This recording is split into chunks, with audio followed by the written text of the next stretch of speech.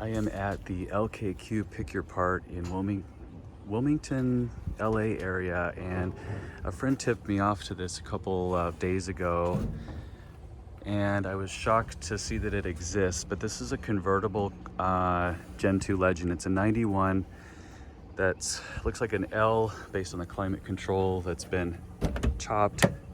Arrived just within the last few weeks, and this is a pretty wild custom build. You can see the ostrich texture,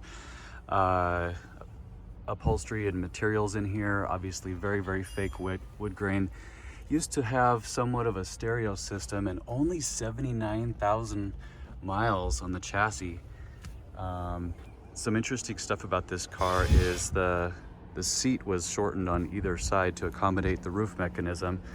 And what I was curious, and now I understand, is how they made up for the fact that there's no B-pillar here. And it looks like this piece of glass might actually have been replaced with a different one, because on my coupe anyway, or my coupes, this black piece is a metal portion that extends up here, and then when the roof comes together here, that's what the B-pillar is. But this is a true hardtop, or convertible rather, where this back window would go down and the front one as well. So kind of a crude creation here with the way that the welds took place. This piece would be black on the traditional Legend coupe. Just really surprised this thing exists, and kind of sad that it ended up here in the junkyard of all places. Looks like it was a Texas car back in 2007.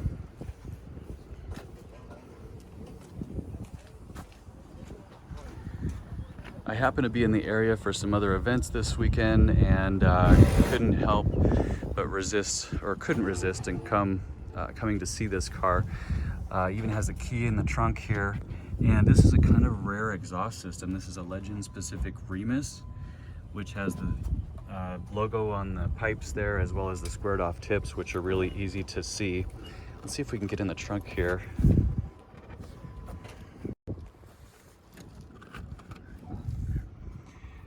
Yeah, it's very heavy, but let's see if I can open that.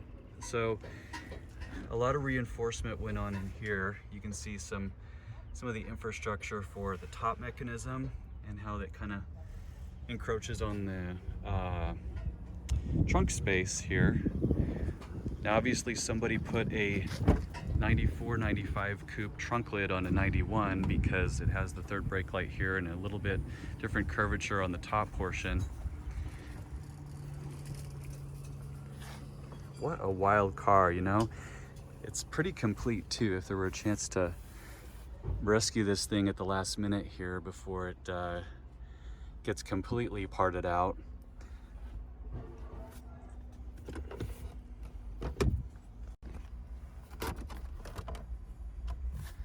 Not much located there. Crazy, it's such a low miler though. That really is a shame that it's in here getting pieced out.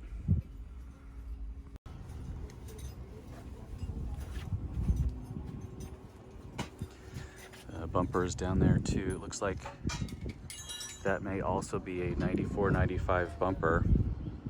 So somebody was pretty thorough with the conversion there.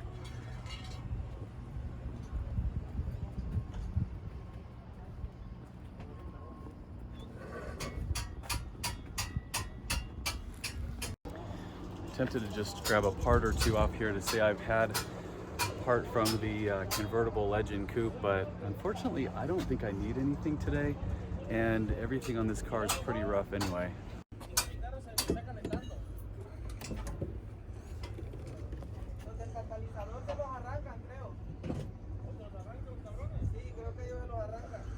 Looks like a pretty stock Type 1 V6, aside from some wiring here that would have been probably for that aftermarket sound system. Just for kicks, I'll go ahead and pull the VIN. This would be interesting to generate a Carfax on. I'll refer back to this later, and then at the end of the video I'll share what I found out about this car's history for anybody who's into automotive archaeology, or carchaeology as I am. Anyway, thought you all would get a kick out of seeing this with me. I'm glad I came over. It was worth the $3 price of admission to come take a peek at what could be a very, very rare, cool custom car.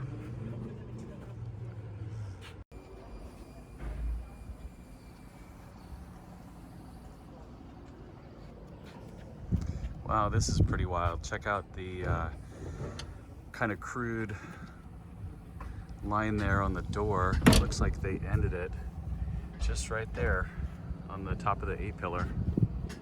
Here's a look at the underbody real quick.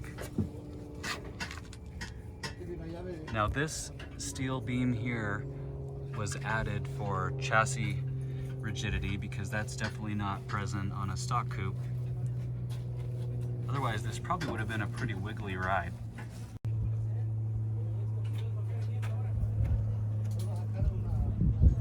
Top's actually not ripped or anything either. If I had a couple arms, I could lift that up and take a closer look at it. And here we go for the 2 or 3 of you who actually care about the car's backstory. I'll share this. So I ran the Carfax last night, and it is correct here talking about the car being at a recycler facility, and the last odometer reading does align with what's currently shown on the car within a few thousand miles anyway. And no accidents or issues.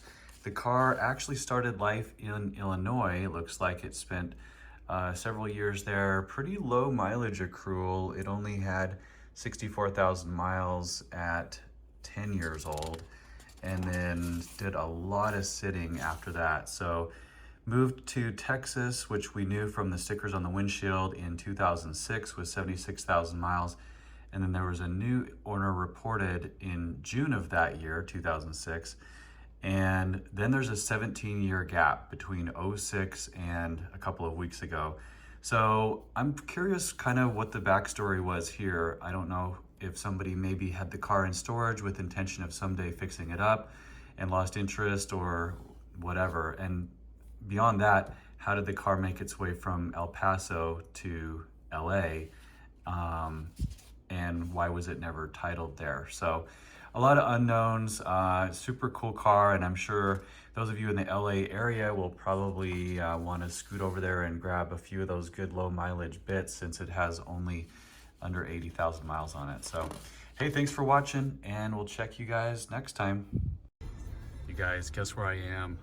The back garage of Honda's warehouse. There's Million Mile Joe's Accord. Holy crap. And I've seen this Legend Coupe before. This is unreal. Can't just walk past this car without doing a quick blurb on it. This has been in the museum for some time. So it's 308 miles on it. It's a 91L, but interestingly enough, it doesn't have a VIN sticker. So we have to look up here, and it shows that it's number 9 off the production line. It's been shown a few times at various events, including, I think it came out for Radwood, but definitely a really unique, well-preserved example.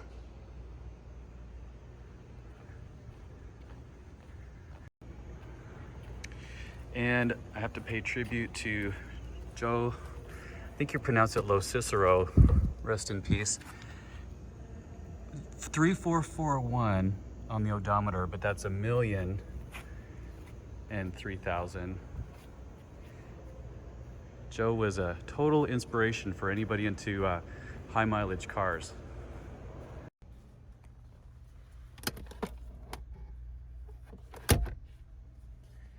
This interior was a one-year only thing with just plastic look here. The following year, for 92, it became a darker, still plastic, but at least a wood grain design.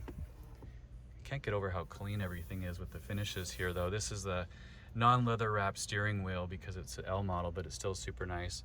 Interestingly enough, this might be a pre-production Legend because it doesn't have the traditional texture, and as any Legend people know, there's usually a crack right there and right here on almost every single one of them. But there's one more look at 300 miles.